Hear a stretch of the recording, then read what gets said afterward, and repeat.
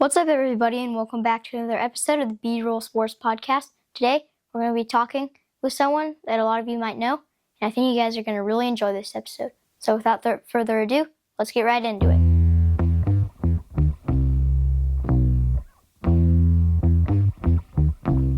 Today, I'm joined by someone who doesn't need to be introduced around the Clay Center area, especially if you hear his voice. Rocky Downing is a station manager at KCOY Radio. He has also broadcasted for hundreds of high school sporting events around the Clay Center area over the years. Rocky, thanks for being here today. You bet, Bryce. Thanks for having me. Appreciate it. All right, we'll start with some questions. Let's do it. Tell us about where you grew up. I grew up in Warsaw, Missouri, which is Truman Lake area. It's right in the city limits, actually, the dam that built up the lake. We were the Warsaw Wildcats, green and black of Warsaw, and school size about the same as Clay Center, very similar anyway. Growing up, did you play any sports, and what was your favorite? Played sports in fact, we lived in the country, so my car was loaded down with basketball equipment, baseball equipment, football gear, anything that we could find a group to go play. I didn't want to have to run back home to get what I needed. So yeah, I played everything. Baseball was my favorite sport growing up. Mine's probably baseball too. Right on. Yeah, loved it. Basketball is close behind. I hear you. I heard it wasn't just sports you enjoyed. Talk about your background in theater. Yeah, well, the dream was to be the third baseman for the Kansas City Royals. Mm-hmm. If that fell through, then to be a cast member of Saturday Night Live. I had no tools for either of those to come true, but we did high school theater. I did theater in college. My major was a communication major, and so that was part of the curriculum. And then when I came to Clay Center, we used to do a play on Saturday night and Sunday afternoon of Pietique Weekend. And community theater teamed with the high school and did several of those productions. And I'm sure many will know that our Elks puts on a big show every year, and I've been a part of that every year they've had the show. So, and I enjoy doing those types of things. Of course, I want to be a professional athlete. Everyone does. Exactly. But if that doesn't work, I would want to have a job like you.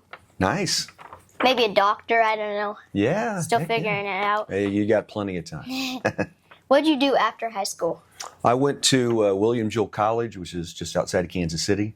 It was a smaller college, which fit me really well. I don't think I would have thrived in a big university setting. So our class sizes were 25 people to maybe a huge class would be 40-some. So nothing like Kansas State University or a big university. Yeah.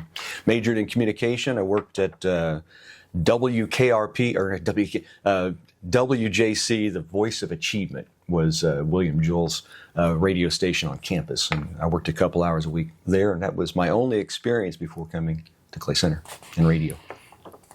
Okay. When did you realize that you wanted to be in radio?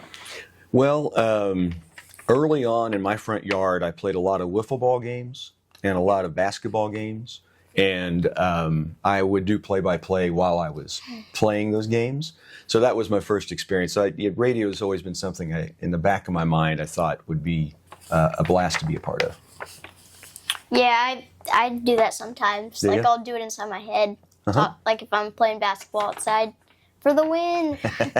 I won a lot of national championships, a couple of NBA titles, and I always got interviewed by like a Dick Enberg or a Jim Nance following the ball games.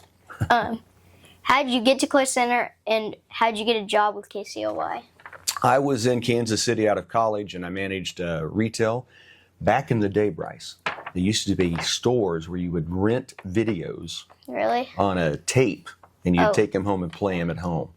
They don't do that anymore, but I managed movies at home in Kansas City, and my sister and brother both lived in Salina, and my sister saw an ad in the Dispatch for a radio morning show in sales, and she got me the information. I called and talked to Vern Euro and came out to do the interview. Vern ended up being Vern Adele, so I thought I was going to meet with a guy, and I ended up meeting with Vern Adele, who was managing the station, and was pretty much offered the job at that time, and that's how it happened. All right. How long have you been working at KCLY? 35 years now. Yeah. I started out doing the mornings We did some sales, and because I didn't know anybody in town and I was bored, I ended up going with George Heist. You know Coach Heist at the high school? His dad was the sports director at KCLY when I arrived, and so I would go with him and keep stats for him, and it eventually started doing color commentating. And he kept telling me that I should probably do some play-by-play.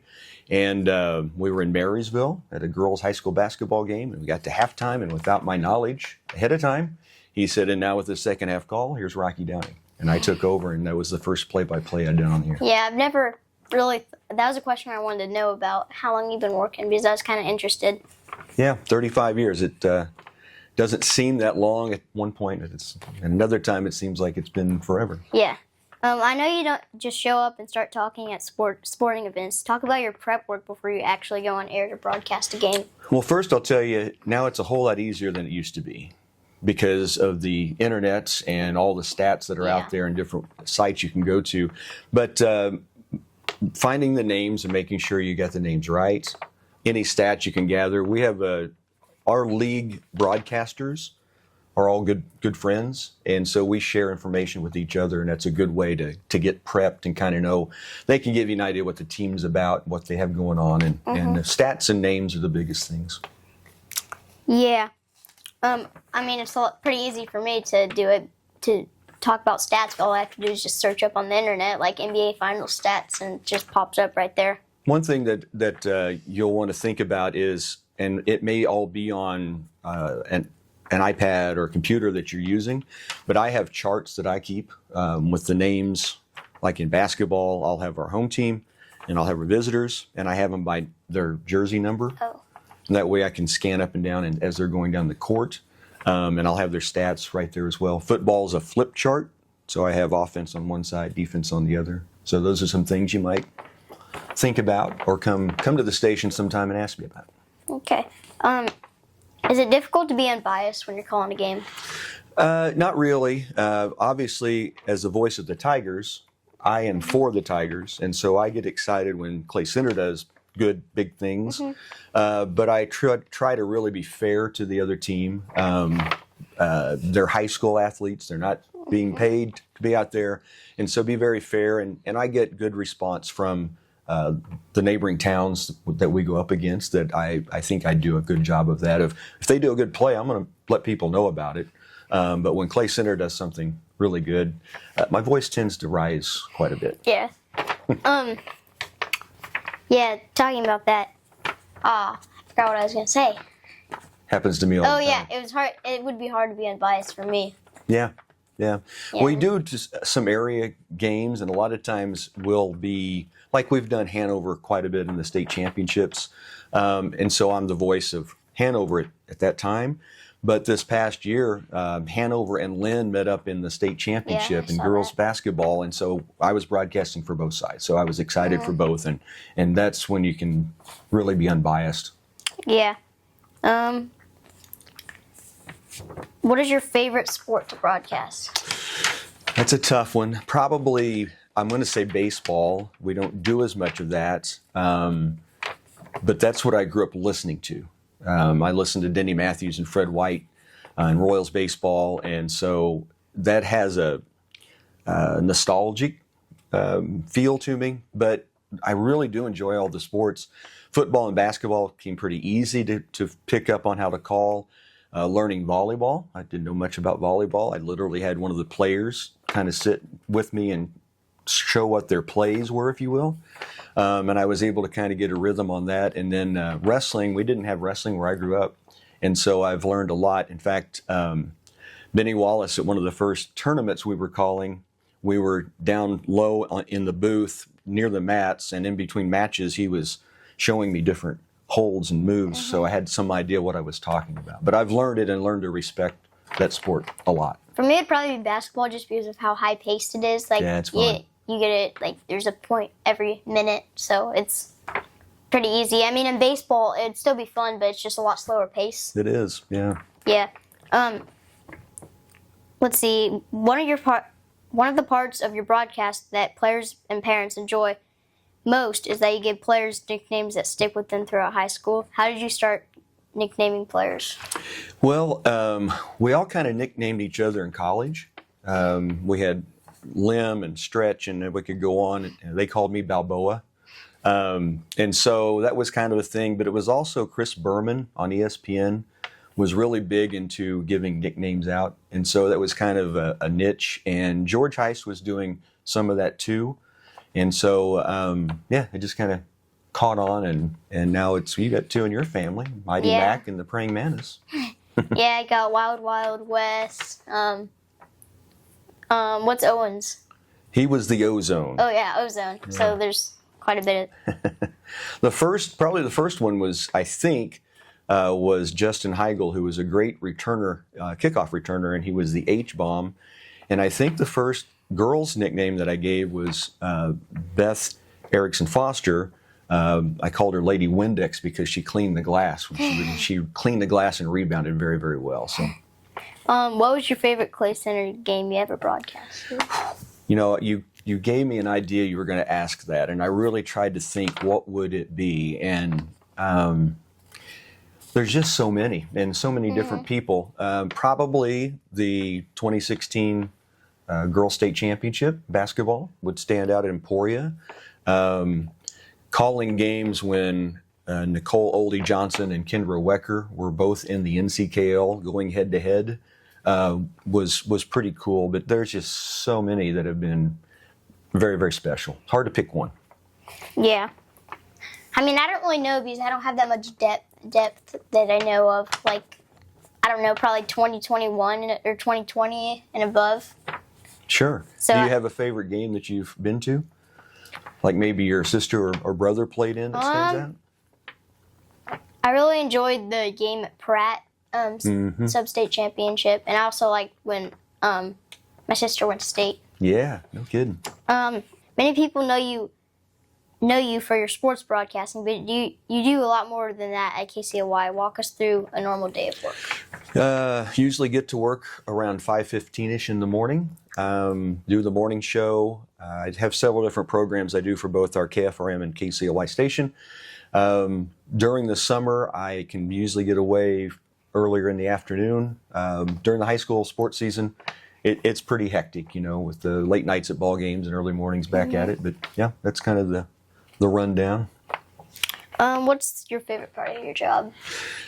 Probably sports, the ball games, but we do a lot of interviews with people and some very interesting. Just this last week, I interviewed a guy named J.D. Andrews, who is from Southeast Saline, who is the partner of Billy Bob Thornton in a band called the Boxmasters that's coming to Salina. And it's really cool to hear his story and how he got hooked up with one of the bigger movie stars on the planet right now. So those are fun too. But yeah, probably the ball games. I'd say interviewing. Do you interview at all? Do I interview? Yeah. Yeah. Well, we do. Like I'll do coaches interviews. You talked about prep work. Yeah. We do that the morning of the game or the day prior sometimes. With Coach Henry coming up in football, Coach Moran in volleyball. That'll be the fall sports season, and then we try to highlight the other sports as well by doing the locker room shows that we do, kind of like your show. And so yeah, we do a lot of interviews in that nature. Mine would be the interviews, part of your job, but I'd also like announcing. Like those are two things that I would really enjoy. For sure. And then what's the most difficult part of your job? Probably, I'll say this, and I might even back up a little bit. Favorite game I ever broadcast, they're all very special, but our son, Zach Elzinga, had a touchdown in Tiger Stadium, the old Tigers Den. And so that was pretty special to call him getting that touchdown catch and run. But the most difficult part is also that, being away from family. It takes a lot of time away from being around home. That is true. And then last question. What advice do you have for someone like me who might want to get into broadcasting? Well, first, what you're doing is excellent. And it's a great prep to hone your interview skills, which you're very, very adept at already. I would say with today's technology, the opportunity to record yourself is so much easier than when I was your age or even in high school, because it was like on an actual tape recorder, and so it was tough to have that and have it available. Now with phones and different things, it's very easy. But I would sit in college. There were times I would sit in the lobby downstairs in our dorm and there would be a baseball game on, and someone would say, "Hey, let's turn it down and have Rocky call the game." So doing that on turn it down, or we'll go back and watch, because you'll know the players so much better. Go back and watch Tiger television and find a game and just practice calling it to yourself. And then you'll get more and more comfortable once the opportunity comes to get on the air. That would be my advice. Okay. I learned a lot about you today. Thanks for coming. Honored to be on your show, man. All right, that's all I have for today, and I'll see you in the next one. Peace.